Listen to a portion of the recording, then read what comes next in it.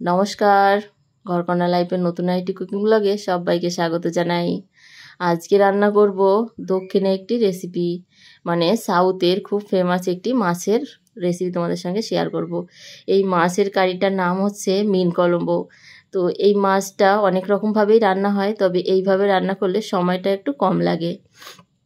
তো রান্না করার জন্য দেখো এখানে ফার্স্টেই কড়াইতে দিয়ে দিলাম একটু তেল। আর এই রান্নাগুলো না এই মাটির হাঁড়িতে বাটির কড়াইতে রান্না করলে বেশ ভালো হয়।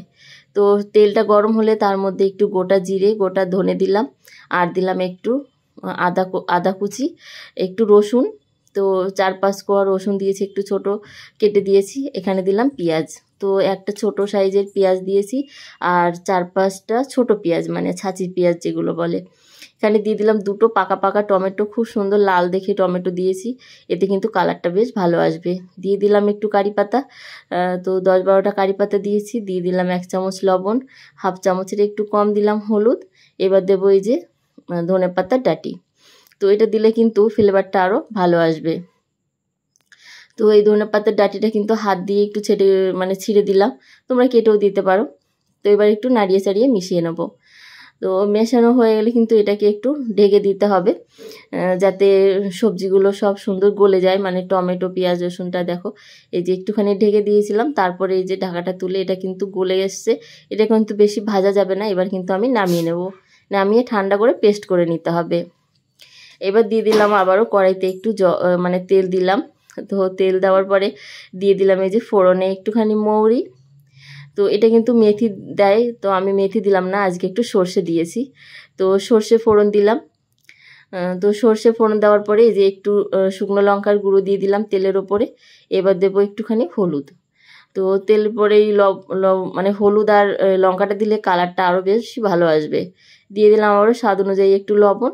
আর এবারে যে মশলাটা পেস্ট করে রেখেছিলাম সেই মশলাটা দিয়ে দিলাম। মশলাটা দিয়ে আবার কিন্তু একটুখানি ভালো করে একটু কষিয়ে নিতে হবে।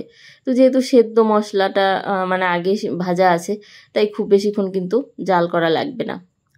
তো একটুখানি জাল করে নিয়ে এবার কিন্তু এর ভেতর দিয়ে দেবো এই যে তেঁতুলের পাল্প। তো তেঁতুলটা একটুখানি গুলে রেখেছিলাম, তো 1 চামচ মতো তেঁতুল, তো সেটাকে গুলে একটু জল দিয়ে একটু পাতলা করে ধরো 3 চামচ মতো হয়েছে এরকম। এখানে দিয়ে দিলাম আর একটুখানি জল, তো পরিমাণ মতো আর একটু জল দিতে হবে। যেটুকু মাছ তোমার সেই আন্দাজে কিন্তু মশলাটা করতে হবে, তবে টমেটোটা একটু বেশি দিতে হবে। ঝোলটা একটু উতার এসছে দেখো, ঝোলটা যখন এই যে ফুটতে শুরু করবে তখনই কিন্তু মাছগুলোকে দিয়ে দিতে হবে।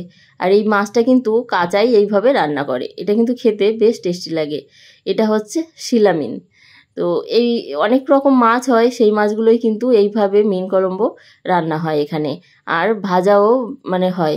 তো মাছ ভাজার রেসিপি তোমাদের সঙ্গে অনেকবার শেয়ার করেছি আমি, তো আবারও একদিন শেয়ার করব। তো একটুখানি ঢেকে রেখে দিলাম। তো রেখে দেওয়ার পরে 2-1 মিনিট একটু জাল করে নিয়েছি, ব্যাস। কাঁচা মাছ যেহেতু খুব বেশিক্ষণ কিন্তু জাল লাগে না, বেশি জাল করলে মাছটা ভেঙে যাবে। তো এই যে এখনই কিন্তু এই মাছটাকে বন্ধ করে দেবো, মানে গ্যাসটা বন্ধ করে একটু কারি পাতা দিয়ে দেবো। তো এটা কিন্তু বন্ধ হওয়ার পরেও দেখো মাটির কড়াইতে অনেকক্ষণ তাপটা ধরে রাখে, তাই এখনও ফুটছে। তো কারি পাতা দিয়ে একটুখানি ধনে পাতা দিয়ে দিলাম ওপর থেকে, ব্যাস হয়ে গেল রেডি মিন কলম্বো। তো কেমন লাগলো আজকের এই মিন কলম্বো অবশ্যই কিন্তু কমেন্ট করে জানাবে। ভালো লাগলে একটা লাইক করে দিও। যারা নতুন আছে অবশ্যই চ্যানেলটা সাবস্ক্রাইব করে বেল বাটন ক্লিক করে অল অন করে রাখো। আজ তবে আসি, দেখা হবে একটা নতুন ব্লগ অন্য কোনো রেসিপিতে। ভালো থেকো, সুস্থ থেকো, টাটা।